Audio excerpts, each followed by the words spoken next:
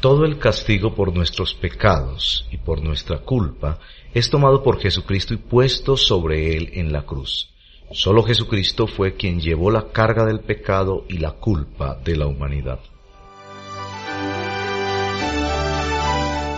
La imputación tiene relación con una declaración legal o decreto legal que Dios hace por medio del cual Él transfiere o pasa la cuenta de la posición de una persona a otra distinta.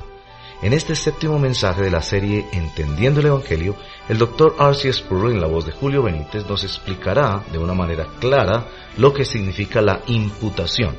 Le invitamos a que se mantenga en nuestra sintonía. En los últimos días hemos analizado juntos este documento que recién fue elaborado, titulado El Evangelio de Jesucristo, una celebración evangélica, en el que líderes evangélicos se han unido a fin de proveer un mensaje de unidad para los evangélicos en el Evangelio y en particular de la justificación solo por la fe. Como yo les había mencionado antes, este documento se encuentra dividido en dos partes. La primera parte es un preámbulo y la segunda parte es más precisa y específica, y contiene 18 afirmaciones y negaciones acerca de la naturaleza del Evangelio. Ya hemos analizado los 11 primeros capítulos con sus afirmaciones y negaciones, y hoy centraremos nuestra atención en el artículo 12, que dice lo siguiente: afirmamos que la doctrina de la imputación, esto es, que nuestros pecados son transferidos sobre Jesucristo, y que su justicia es contada como nuestra, siendo nuestros pecados perdonados por completo, y que somos aceptados de forma absoluta por Dios, es esencial para el Evangelio bíblico. Negamos que somos justificados por la infusión de la justicia de Cristo sobre nosotros o por cualquier justicia que se considere inherente en nosotros. De todos los artículos, este habla de manera más precisa y sucinta sobre la diferencia clásica entre la teología evangélica histórica del Evangelio y el Evangelio articulado de manera tradicional por la Iglesia Católica Romana. En el siglo XVI, después del inicio de la Reforma, como la obra de Lutero, y antes del Concilio Ecuménico Católico Romano de Trento, en que, una vez por todas en el siglo XVI, el enfoque protestante fue anatemizado por la Iglesia, hubo un intento por juntar a ambas partes. Representantes del grupo reformador, así como representantes de la Iglesia Católica Romana, se reunieron en Alemania en un intento de crear un compromiso y reconciliación entre ambas partes, y por un corto periodo de tiempo, este intento pareció tener éxito hasta que se desentrañó en un punto en el que las dos partes simplemente no podían llegar a un acuerdo, y fue respecto al fundamento definitivo de la justificación. ¿Sobre qué fundamento declara Dios a una persona justa ante sus ojos? Esta disputa enfocó su atención en dos palabras. En primer lugar se expuso la palabra imputación, que era la palabra preferida de los evangélicos. Y la Iglesia Católica Romana insistió en la palabra infusión. Ahora, ¿cuál es la diferencia entre las dos palabras? Permítanme explicar esto. Argumentando que las dos partes creían de alguna manera que somos justificados por la justicia de Cristo. Sin embargo, la cuestión crítica llegó a darse respecto a cómo somos justificados por la justicia de Cristo, o de qué manera la justicia de Jesucristo avala nuestra justificación. A fin de comprender esta diferencia, analicemos de manera breve y en primer lugar el punto de vista católico romano. Según la Iglesia Católica Romana, el inicio de la justificación se da en el bautismo. La Iglesia Católica señala que el bautismo es la causa instrumental de la justificación o el medio por el cual la justificación se inicia en la vida de una persona. La razón de ello es que durante el sacramento del bautismo, según la Iglesia Católica Romana, se infunde la justicia de Cristo en el espíritu de quienes reciben este sacramento. Lo que se entiende por infusión es que la gracia de justificación por medio de Jesucristo es derramada en el espíritu del creyente durante el bautismo. Por tanto, la persona que recibe esta infusión de la gracia comparte esa gracia y asiente esa gracia, y las palabras que se usaron después en el Concilio Católico de Trento provienen del latín original cooperara y asentara, es decir, compartir con y asentir a esta infusión de la justicia de Cristo hasta el punto que la persona se convierte en una persona justa. Según los términos expresados en el Concilio Católico de Trento, hasta que la justicia real se vuelva inherente en una persona, Dios declarará que esa persona es justa ante sus ojos. Inicialmente, cuando uno recibe la gracia de la justificación, comparte y asiente la gracia de la justificación, la persona es puesta en un estado de salvación en que permanece al menos hasta que cometen el pecado mortal, y recordemos que el pecado mortal es llamado mortal porque mata esta gracia inherente e infundida en el alma, y una vez que esa gracia es destruida, según la Iglesia Católica, por haber cometido un pecado mortal, la persona tiene que ser rejustificada, y la rejustificación viene a través de otro sacramento, que es el sacramento de la penitencia, a la que la Iglesia Católica Romana define como el segundo punto básico de la justificación para aquellos que han hecho naufragar sus almas. El alma naufraga a través de haber cometido un pecado mortal.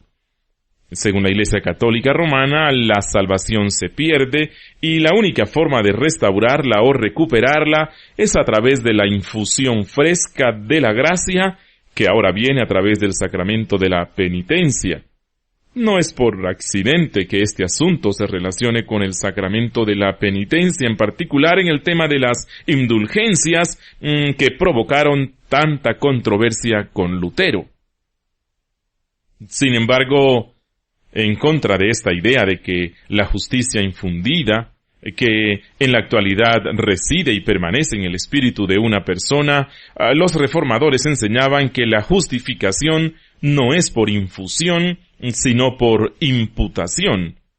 La imputación tiene relación con una declaración legal o un decreto legal que Dios hace por medio del cual Él transfiere o pasa la cuenta de una persona a otra distinta.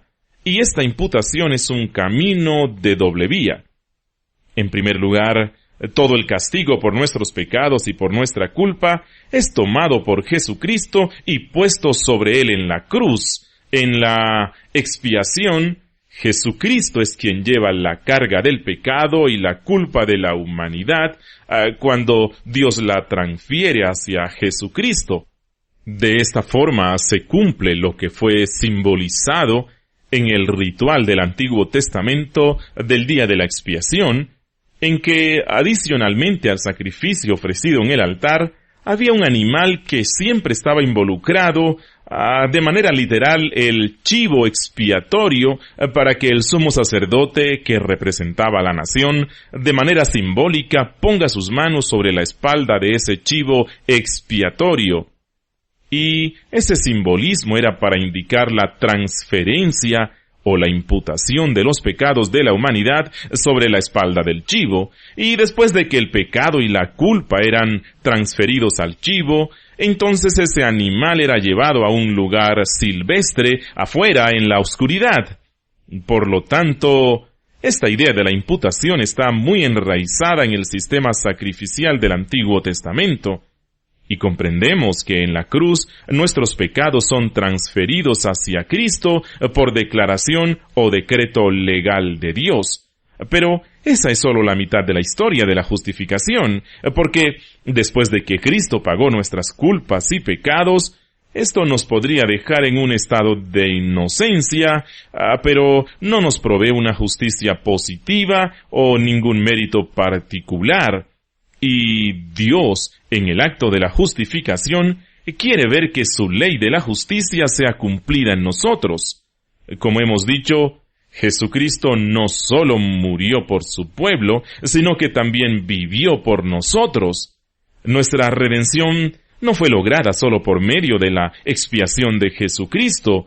Jesús no solo bajó del cielo en el Viernes Santo y fue a la cruz y después regresó al cielo, pero Jesús nació como un infante y estaba sometido desde el momento mismo de su nacimiento al cuerpo de la ley de Dios.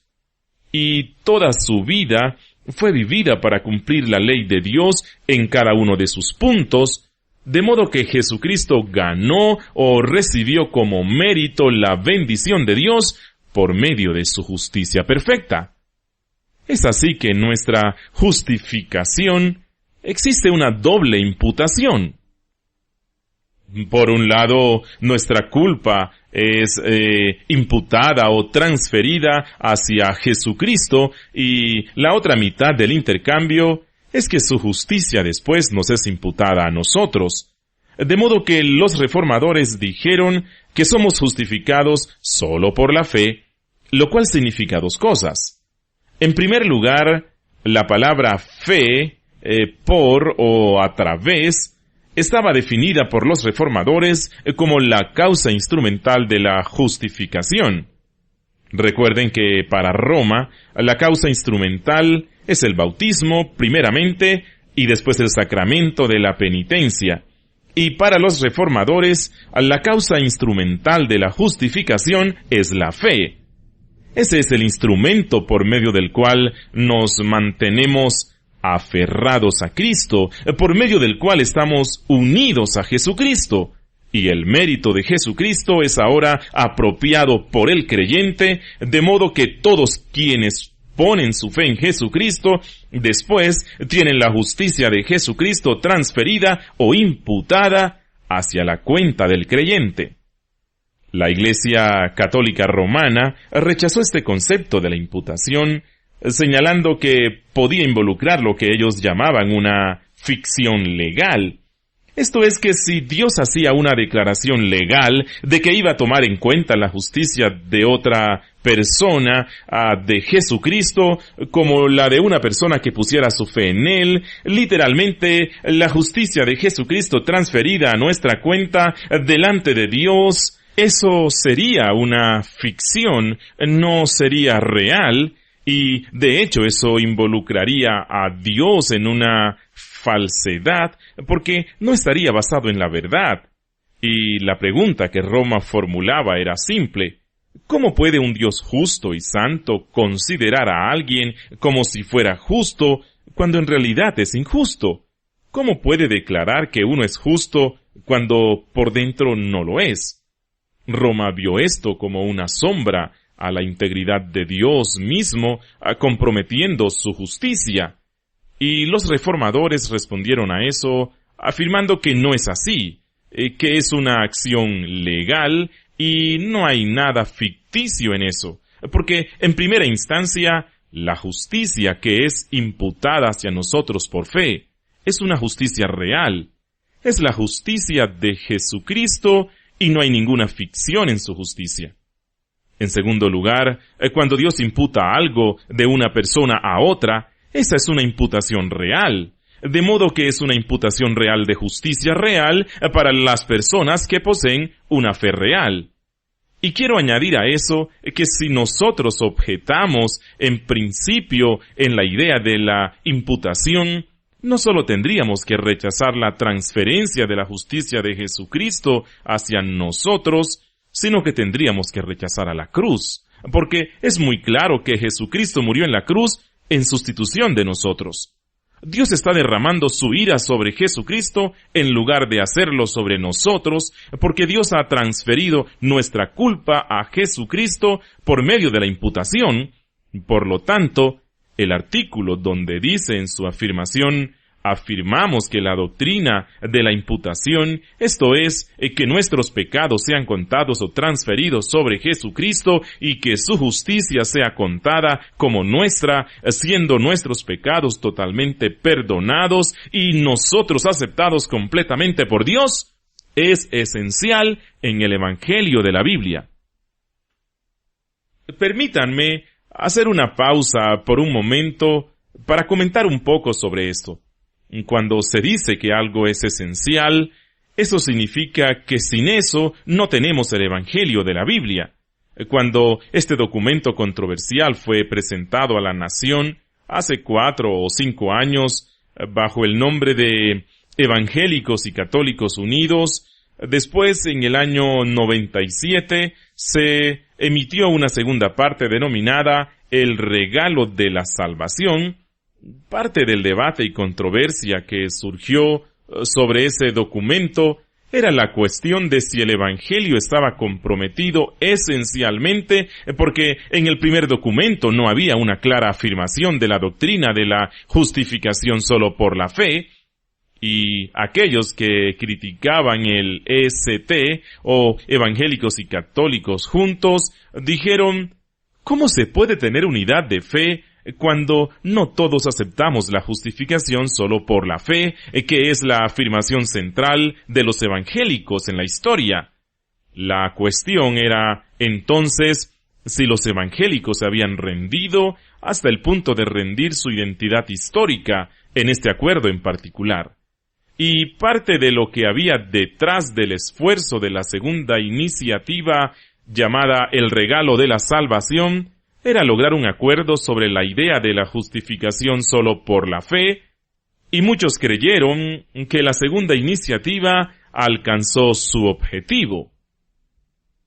Sin embargo, yo fui uno de quienes estaban convencidos que esa meta no se había logrado porque al final del documento la cuestión de la imputación fue dejada sobre la mesa para una futura discusión.